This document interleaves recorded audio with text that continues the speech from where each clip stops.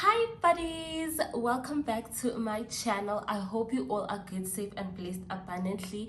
Thanks again for stopping by. If you are new here, welcome to this amazing channel. We are here about beauty, medicine, Christianity and lifestyle. There's everything for everyone here. Please hit the subscribe button if you haven't already and join the buddies family. Thank you so much also to the people who have been watching my videos. I honestly appreciate you guys. I just need you guys to like this video.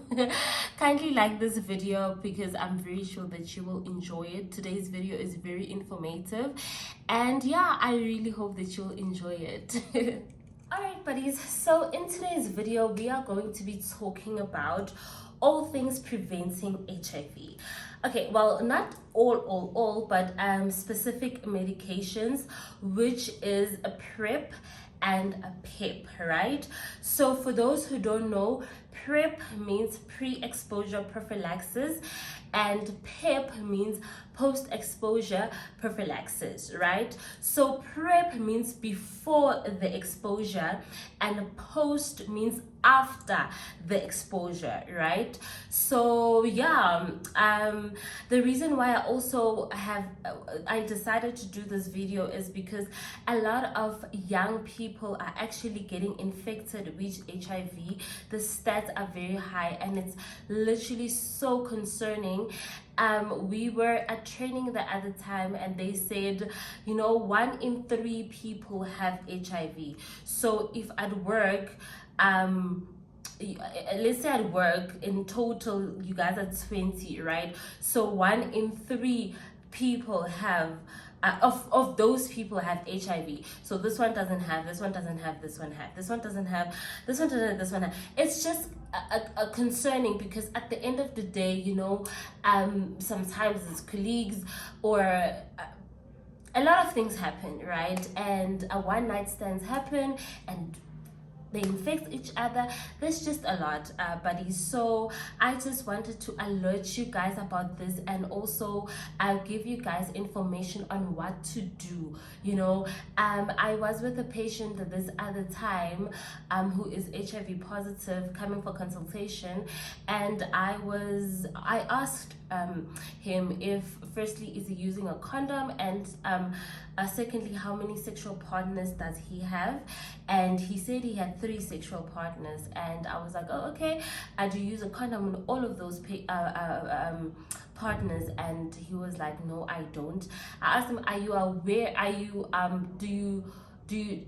you told them like your status? And he was like, no, I'm not gonna tell them my status. I mean, like, it's not like I forced them to have sex with me. So yeah, we're just going with the flow. And all of those 3 ladies, they are one night stands.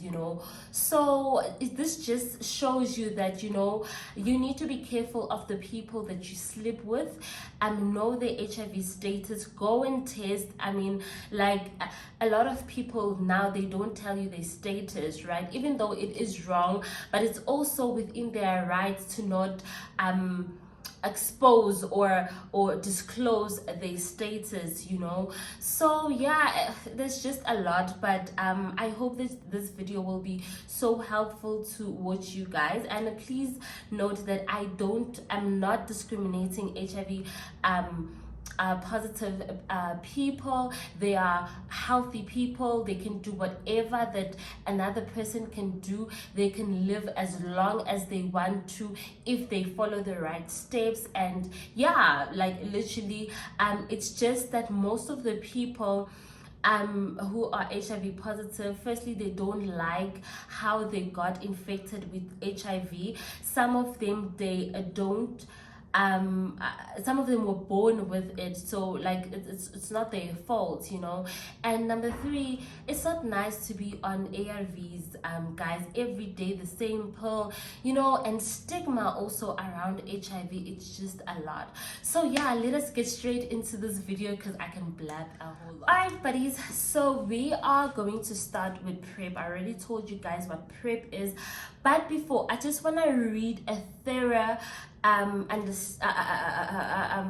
sentence of actually what is PrEP, and I'm going to be reading it out of this book. It says PrEP is the use of antiretroviral drugs by HIV negative people before potential HIV exposure to prevent the acquisition of HIV.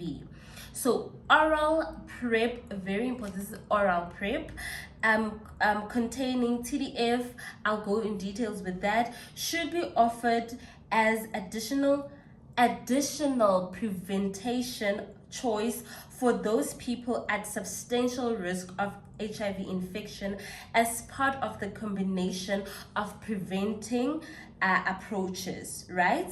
So PrEP must be taken daily and should not displace or undermine the use of other effective and well-established HIV prevention interventions, right? So I wanted to highlight actually the additional preventative choice, and also that it should be taken daily, right? So actually a PrEP is actually a pill. It's one pill. It's actually 2 ingredients combined, which is TDF, and TDF stands for tenofovir disprosyl fumarate, but if you say tenofovir, guys, I always say tenofovir. And number 2 is FTC, which is emtricitabine, right? So it is what, so those 2 ingredients are combined and it makes one pill, right? So it is to be taken daily at the same time. You are the one that's gonna decide the time for yourself, but for me, I always prefer in the morning, but you absolutely choose for yourself the time, because you know, yeah, you are the one that knows your lifestyle. Because I can say drink it in the morning, and then in the morning you don't even eat breakfast, or in the morning you are busy, you know, the only time where you can take it is at night, you know. Yeah, so you are the one that actually choose for yourself when you want to drink this medication. So who are the people that are eligible for PrEP? Not everyone is eligible for PrEP, and let's underline which ones are eligible for PrEP. So number 1 is men who have sex with men. Number 2, if you have 2 or more or multiple partners, and all men or women that are HIV negative. And number 4, it is a person who is at risk of getting HIV. And is a person also who has a history of STIs, and also serodiscordant couples. By serodiscordant, I mean one partner is HIV negative and the other partner is HIV positive, and the one who is HIV positive has a high viral load. So that HIV negative partner can be on PrEP. And who else? Yeah, I think I covered all of those people who also people who inject drugs, so drug users who does Bluetooth. We call them that they are doing Bluetooth. So, well, they call it Bluetooth. So yeah, because they also at risk of getting HIV, right, or be infected with HIV. Alright, buddies. So while we're in the eligible criteria, as I said, not everyone is eligible to get PrEP. And it's important that you get updated with the new guidelines, especially if you are a healthcare worker, because you know also TDF, which is tenofovir, it doesn't okay, well, the old guideline, it used to say you need to be 35 kg in weight upwards and 15 years upwards. So now the recent guideline is saying that 30 kgs and up, and 10 years old and up, you actually qualify for TDF, right? Yeah, so those ones. And also you must not have active HIV infection, so which means that when you go and ask for PrEP in any clinic or any doctor, any hospital or any healthcare services, they will check firstly that you don't have HIV. They will use a rapid test to use it. Most probably a counselor will test you if they are available. But and another thing is that you need to be willing to take PrEP, right? It all comes from you. No one should force you to take PrEP. It is all your health, and you're the one at risk. So you need to realize the importance, because if someone forces you, you will not take this medication every day, right? Another thing is that, is it safe for pregnant women or breastfeeding women? Yes, it is definitely safe, but I would just recommend you, if you are pregnant, just ask your doctor or ask your nurse, because pregnancies differs, and also in pregnancy you will have diabetes or you will have hypertension. Now there's going to be a lot of medication. Just consult if it is safe, because I won't say yes, drink it, it's fine, because it just differs, so also. But if you are normal, healthy and everything, if you are breastfeeding, you are able to take PrEP, and also if you are pregnant, you can also be able to take a PrEP also, right? I'm just remembering another thing that I'm forgetting, but I'll get back to that with the pregnancy. What am I forgetting? Oh yeah, so some women are like, maybe they have been taking PrEP, right? They have been taking PrEP and then they fall pregnant. Now they're wondering, should I stop? Should I continue? Don't decide. Don't what is this thing? Don't just decide to stop PrEP on your own, right? There's not protocols, but I will get to actually when you need to stop taking PrEP, and when actually you need to start taking PrEP, right? Alright, buddies, so let's go to the contraindications, right? So as I told you, buddies, that not everyone qualifies for a PrEP. So the moment that you are infected with HIV, you need to stop PrEP and start on ARVs. Well, PrEP is also ARVs, that's the thing, buddies. You need to start on another set of HIV, ARVs, I mean. And also for healthcare workers, a patient is not supposed to start on PrEP if the creatinine clearance is less than 60, right? So buddies, for those who are not in the health system or who are not healthcare workers, I simply mean that if your kidneys are not fine, then you will not be able to start PrEP, right? Another thing, PrEP needs to be prescribed.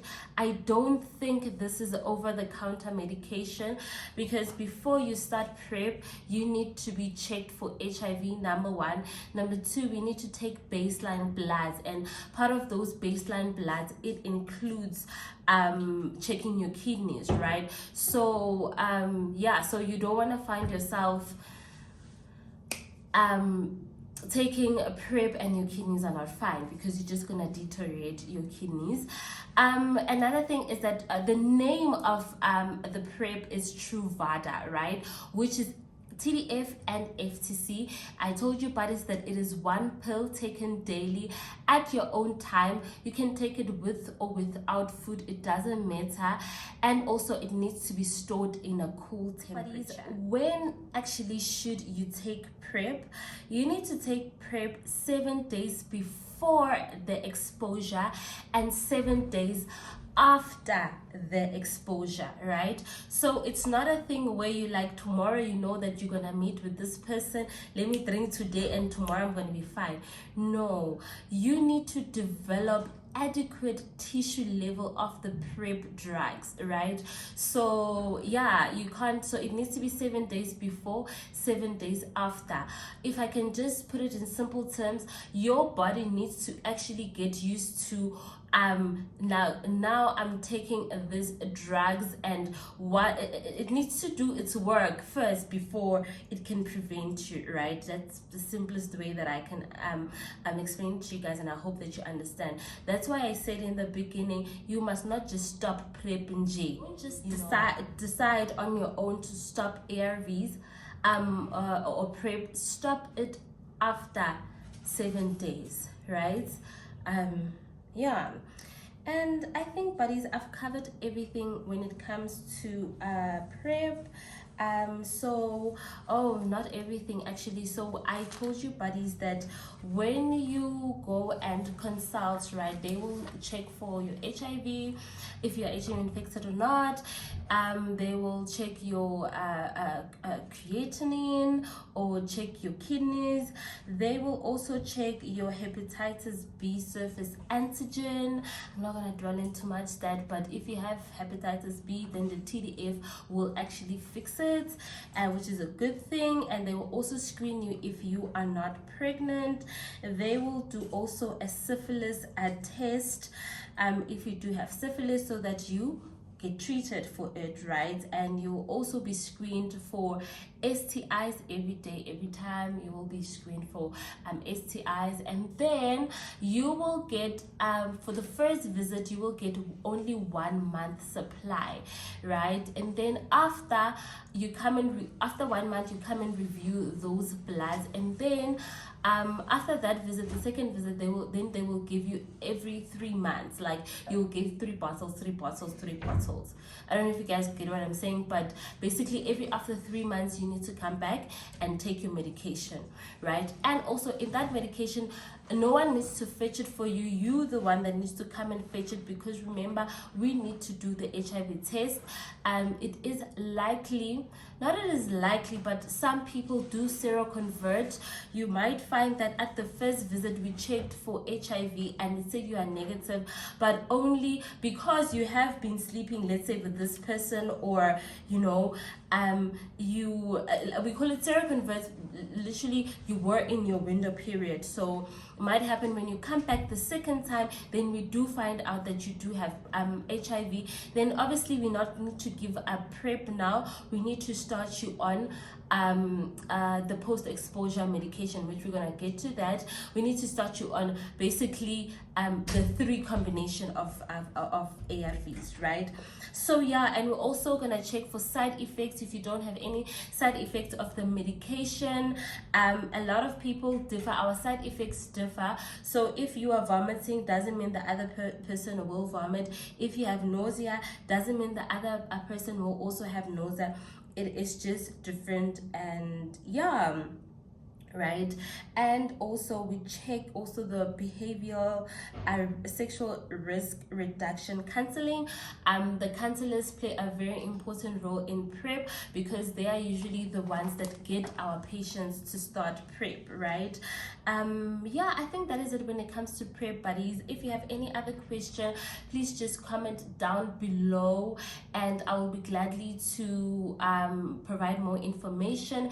If you didn't have any clarity, you can go to your nearest clinic, hospital, and your GPs. They will gladly tell you about PrEP. And all right, buddies, so I will quickly run over PEP, right? So as I told you, buddies, that PEP is post-exposure prophylaxis, and this is after the exposure. So here you are now, had sex or intercourse with a person who, firstly, you don't know their status, or you do know their status. Maybe they told you after or something like that. Run quickly to the hospital, to the clinic, to your GP to get PEP. PEP is basically your normal ARVs. Well, I won't say normal, because also the PrEP is also normal. What I would say is it's the medication valid that the HIV positive patients that are taking, right? So though that pill is actually a 3-ingredient pill into one, right? So it is TDF. Remember, TDF was also in the PrEP. So it is TDF. Now it's 3-TC, and which we call lamivudine, and DTG, which we call dolutegravir. the new drug, but basically it's not new anymore, guys. Yeah, so currently now in 2023 we are initiating you on TLD. Well, even also since 2019 a DTG has been in, we have been using it, right? Yes, so previously or even now they can still give you TEE, which is also tenofovir, emtricitabine. Remember the FTC that we spoke about in PrEP, and the TDF we spoke about also in PrEP, but now we also have efavirenz, right? But they are phasing, we are currently phasing efavirenz out because of the side effect it has more than the DTG, right? So yeah, if you guys want me to have a topic also specifically for what is HIV, the medication, why are we actually changing, please let me know so that we can learn all together. So yeah, so you're gonna be on this 3 pills squashed into one. Yeah, it's actually 3 ingredients in one pill, so it's gonna be 1 pill taken daily, every day at the same time. Please, please, please, every day at the same time, buddies. You decide yourself when. If it's in the morning at 7 o'clock, it must be every day 7 o'clock in the morning. If you decide, no, I want to drink it at 8 o'clock at night, you are the master, you are the driver of this. You can drink it at 8 o'clock at night. You decide, right? So this pill, okay, you're gonna be drinking this pill for 28 days, right? Or 30 days. It depends in the medication how many there is, but most pills they are 28, right? Depending on the brands. Okay, so yes, you're gonna be drinking it every day at the same time for 28 days, right? And before that, obviously they will need to take based on bloods, just like PrEP. They will take they will check your HIV status, obviously, buddies. Yeah, they will check your HIV status if you are HIV negative. If you are HIV positive, I mean, like, you're already on the pill, so why would you actually add more, you know? But actually, yeah, if you are HIV negative, they will check for that. But bear in mind, there's also as I told you guys, you can seroconvert, but which why also you need to take this pill after you have the exposure, preferably within 1 or 2 days. Please, please, please, please, 1 to 2 days. They actually said here, if I remember correctly, within 24 to 36 hours of exposure, up to 72 hours. But buddies, please, this is very important, right? So yeah, so I've covered, yeah, yeah, that is the exposure. So how can you actually, you know, there's a lot of ways that we can be infected with HIV. Some are while sleeping without protection. Number 2, there's a condom burst.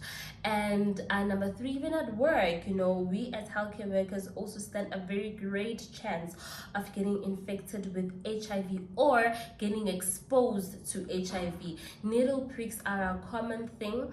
So I'm sure even at work there is a protocol for needle stick injury. If you don't know that policy, kindly be familiar with that policy.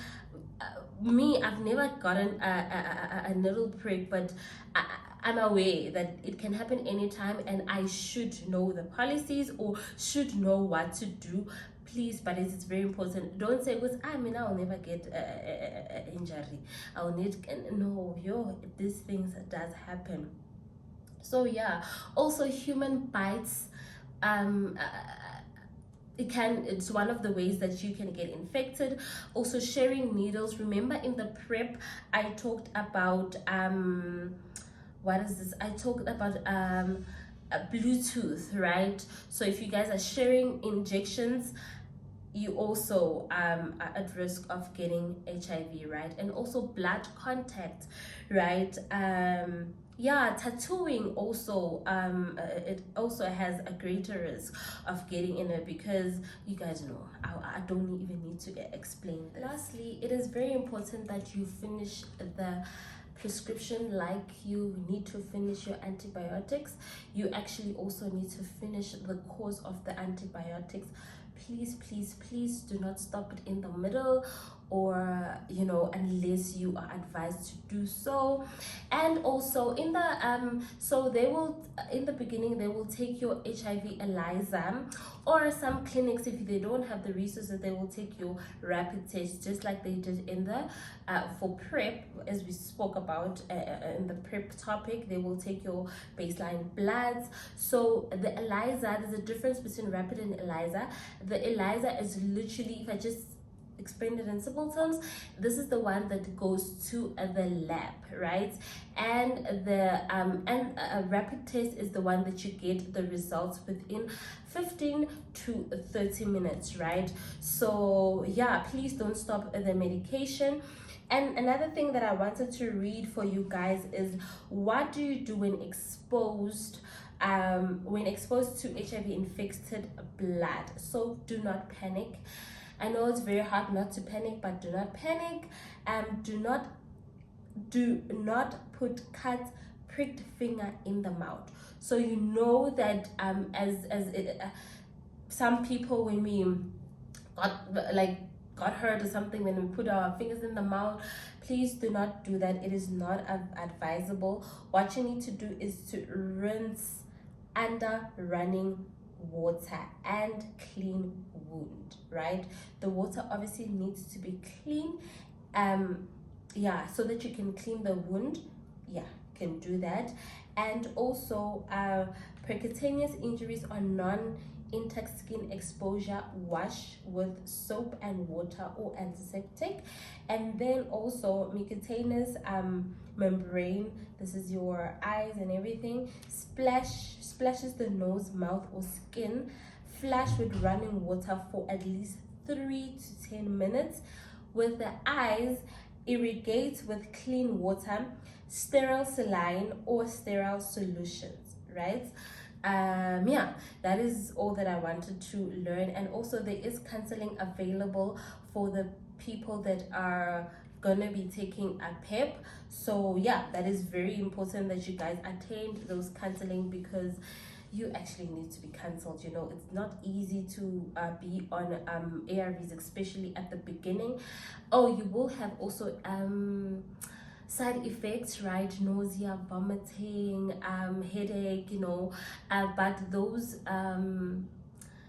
the side effects should go away in a week or 2 weeks time. If it gets more, please consult your doctor. Some people, we are different. Some, they do have side effects, some do not have side effects at all. So we all just differ, right? So when it comes to the follow-up of the lab results, when it comes to the kidneys, you will go after 2 weeks, right? And well, let me put it that way. The kidneys, they will tell you. So obviously you're gonna take bloods, and then they're gonna tell you to come back after 2 weeks or a week's time. It just depends with the lab, because sometimes the lab takes long, sometimes the lab is it takes quicker. It depends also where you are. Some people are in the rural areas and some are literally in town, so it just depends with the clinic that you are in at that moment. And then HIV testing is at 6 weeks and 4 months, right? As I told you, buddies, there is a thing called window period, or you seroconvert. There's just possibilities, right? So yeah, I think that is all from me, buddies, when it comes to PEP. As I told you, buddies, please comment down below if you have any questions, and I will gladly answer to your questions. And thank you so much for watching this video. I hope it was really helpful. Please make sure that you share this video, and because anyone can get HIV, right? We are not immune to HIV. I wish I was, but we are literally not immune. And yeah, please don't forget to like, comment and subscribe, and I'll see you guys on my next video. Bye.